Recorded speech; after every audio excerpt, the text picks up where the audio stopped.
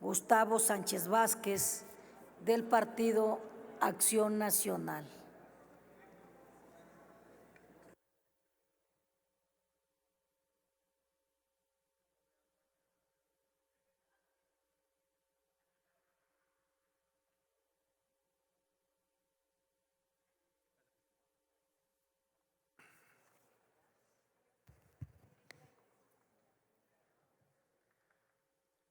Gracias, presidente, con su venia. El día de hoy está por tomarse una decisión por demás trascendental. El día de hoy se está discutiendo una reforma más a la Constitución política de este país. Con esta prisa que ha caracterizado a este gobierno, a este Senado, con esta prisa de atropellos en hacer las cosas a como dé lugar, a como se instruya, a como se ordene. Y hoy no es un tema menor, prisión preventiva. Hoy estamos hablando de una circunstancia que puede llegar a ser muy grave en la libertad de las mexicanas y los mexicanos en este país. Hoy se pretende modificar el artículo 19 de la Constitución política para acrecentar ese catálogo de delitos, de conductas que pueden dar lugar a la prisión preventiva, a poder limitar lo más preciado que tiene un ser humano, su libertad.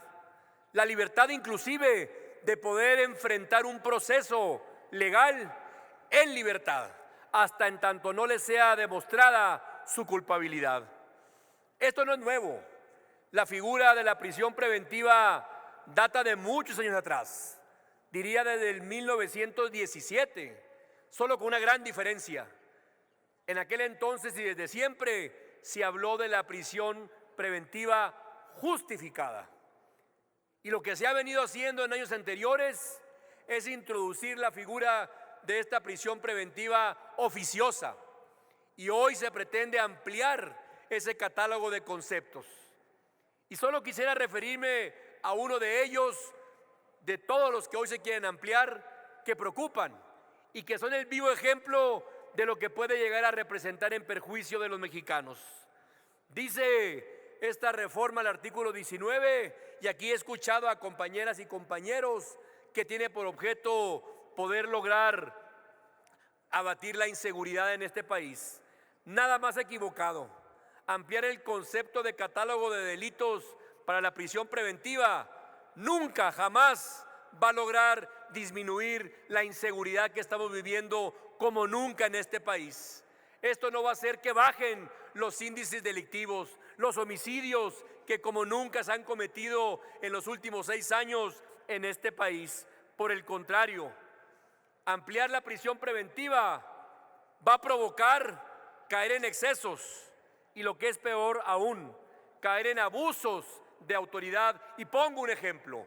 Se está proponiendo que sea considerada como una conducta para poder llegar a la prisión preventiva oficiosa, y leo textualmente cómo dice la propuesta de reforma: entre otras conductas, cualquier actividad, repito, cualquier actividad relacionada con falsos comprobantes fiscales.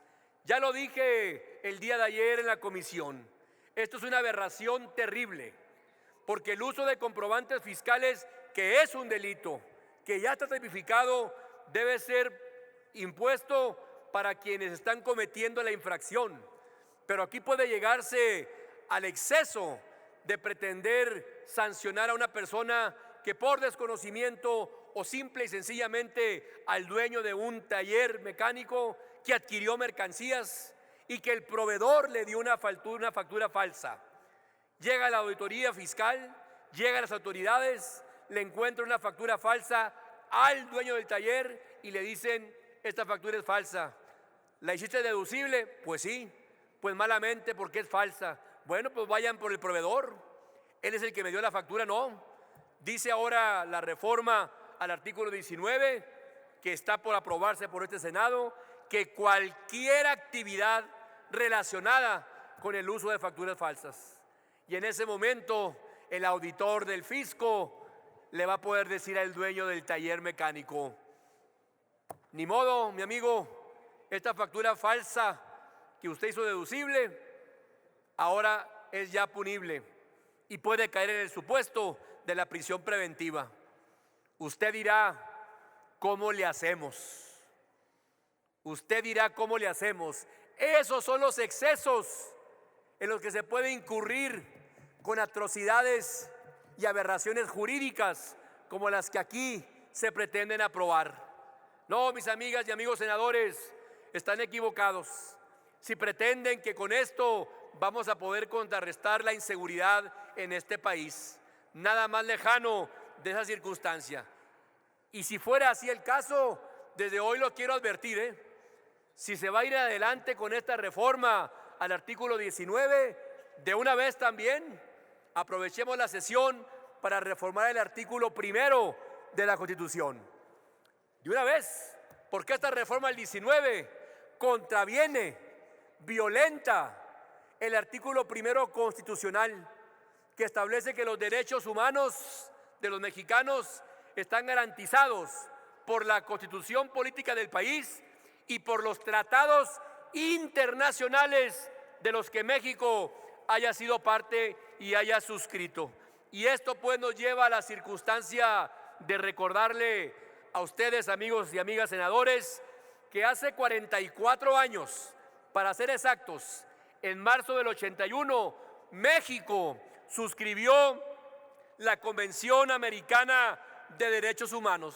México se obligó, mediante tratado internacional, a respetar los derechos humanos en los términos de la Convención Americana de Derechos. Y traigo a colación esto porque precisamente fue la Corte Interamericana de Derechos Humanos la que declaró en 2 fallos y en 2 sentencias que la prisión preventiva violenta los derechos de los ciudadanos.